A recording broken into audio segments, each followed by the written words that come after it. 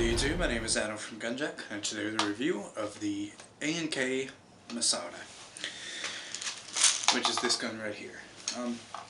First, just a little thing. As far as I know, don't quote me on this, I'm not a real steel master or anything, but the ACR and the Masada are practically the same weapon. The Masada is manufactured by real steel manufacturer Magpul, and the ACR is manufactured by real steel manufacturer Bushmaster. Now, I assume there's differences, but I don't know. But cosmetically, they appear to be the same. I don't know about functionally or anything like that. So, if someone calls this gun an ACR, okay, I'm not going to be too offended. I know that there's some people out there who get all up in arms about it. But as far as I'm concerned, the Masada is the same gun as the ACR. Which, by the way, ACR stands for Adaptive Combat Rifle because of its removable barrel capability. Which I'll go ahead and show you. Start off the review. It is manufactured by A&K, and it does not come in this paint configuration. I did this myself. I like OD a lot. But there is actually an olive drab version available overseas on ehobbyasia.com. Which all of this is olive drab instead of, just black and olive drab. They also have a tan version available. But let's go ahead and get started. In Jared Ford's review, he says that there in the box there's going to be a black birdcage flash hider. But I got this in a trade, so I just stuck it with the orange one, and I'll be okay.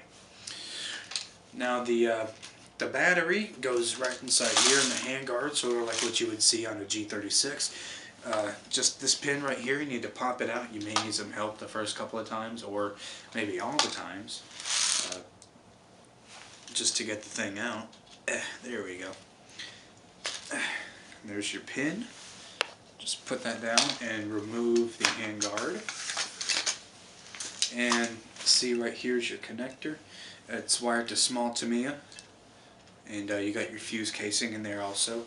And here is where you'll see why it's called the Adaptive Combat Rifle.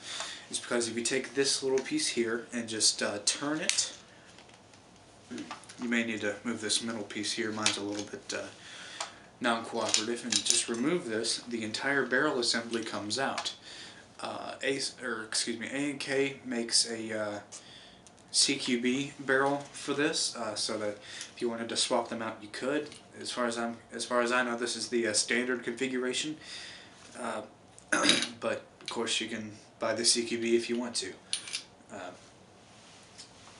To put it back in, simply do what you did in reverse. Just be sure not to get the battery connector in any trouble. Let's see. There's 3 threaded parts that you'll need to line up.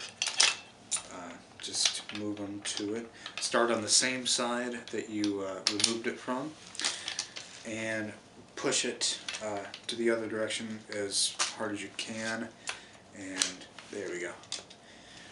It's starting to lock now. Yeah. Okay. Again, you may need to push that middle piece down. And just a note, this little black piece right here, Crazy NC Man has advised people not to move it, just keep it in the middle, which is kind of hard for a person as OCD as I am about that sort of stuff, but he's right. It minimizes barrel wobble, which is kind of a problem I've noticed on my model. If you notice, the barrel wobbles a little bit, which I'm okay with, but someone may not be. So instead of sticking it directly in the middle and being obsessive compulsive about it, move it all the way in the opposite direction, and you should minimize as much barrel wobble as you can. To put it back on, again, it's just like a G36. You just slide it back on there. This one, it took me a little bit of practice just to figure out how to get it on there just right. So it really is like a G36, the one I owned. And you just keep pulling. There we go. Okay. Take the pin, and you put it in the same way you found it. It doesn't fit very well backwards. And there you go. One trait that I really do like about the ACR or Masada is that it has a very long monolithic upper rail. It's uninterrupted, which is a plus for me. and you see I've got 3 accessories on it. A Magpul RSA, because strangely the Masada does not have a forward sling attachment point. It does have a couple of QD mounts here, and nothing to mount it to. It does have one in the stock. A carry handle, because I had around $12 I felt okay with spending on it, and I also plan on getting a heavier stock to make it look more sniper rifle-ish, so this will go along with that. And a UTG red and green dot scope that I got in a trade with somebody, so you know, that's cool. But enough about the accessories, you're not here to see those. The iron sights on this are flip up and flip down. This one, which is gray as opposed to black like the rest of the gun, I'm not sure why, but this one's flip up, flip down. It's just a post in front. It is adjustable, and when you flip it down, see how the camera can pick this up, there's a little notch right there. I don't know if that's meant to be used in the down position also, maybe for a quick acquisition. I don't know, but there is that little post right there. And this one in the back is flip up also, and you can adjust it left, right, up, and down.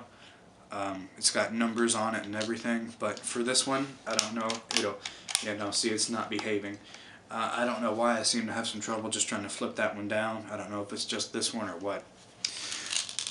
Okay, now onto the cool stuff. In the lower receivers, where all the cool stuff is housed. And I'll start with probably the coolest of them, is that it has a functioning bolt catch. If you'll see, the bolt is right here. Pull the bolt catch on this side, pull it all the way, it locks halfway. This is your hop up. It's a line styled hop up, like what you would see in an AK-47, just move it back and forth. And this button right here, pull it down, it will go forward.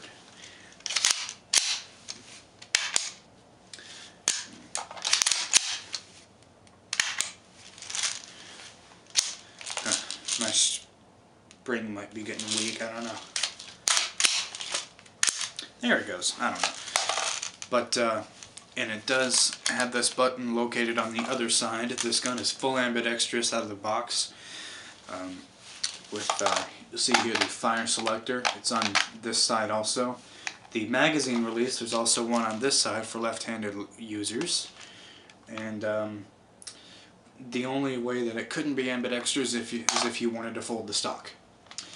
It does come with this PMag, which again, it won't come green, it'll come black, and the top will be kind of a smoke color so that you can see, but I painted over that as well. It is a winding high-cap magazine. As far as I know, it can hold 300 rounds. And this weapon, just like its real steel counterpart, is Stanag compatible. I have this magazine from an Echo 1 SOG 58, 68, something like that. It's just a straight magazine that I really like the design of. I use it in my S system. Fits in there, it wobbles a little bit, but it'll feed just fine. But let's be honest, the Masada looks a lot better with its PMag. Now, you'll see here it has trades. It's got the Magpul logo. It says PTS for training and simulation use only. Made in China, since, you know, it is A&K. And then on this side it says Magpul Military Industries Erie Co. and Masada Cal Multi. And there's that. Strangely, like most other guns with trades, I don't see the F in the Pentagon. For those of you who may not know, the F in the Pentagon means in maybe Europe or just Germany, I'm not sure where, it means you can buy one without a firearms license. But I don't see it on here at all, so I don't know if it applies any differently over there. But America, right? You'll see here in the grip, it's got the flat head to adjust motor adjustment, up and down, as well as a heat sink. And now onto the stock. The stock is basically just like your Scar H, Scar L stock. There's 2 tabs on either side that you can adjust it with. I have a little bit longer arms, so that's how that goes. Although this one's kind of weak. I can just pull it back without having to adjust the tabs. I don't know if that's a problem with all A&K Masadas, but it's a problem with mine. And the cheek riser also, you cannot utilize that when your stock is pushed forward all the way, since you have to pull it back. Just pull it back a little bit, pull it back, and then pull it up and adjust it. Pull it forward, and then you can push it up.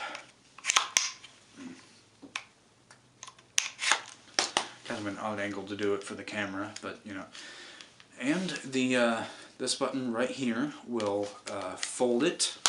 Folds over here. It doesn't latch on to anything like on a G36 or a SCAR.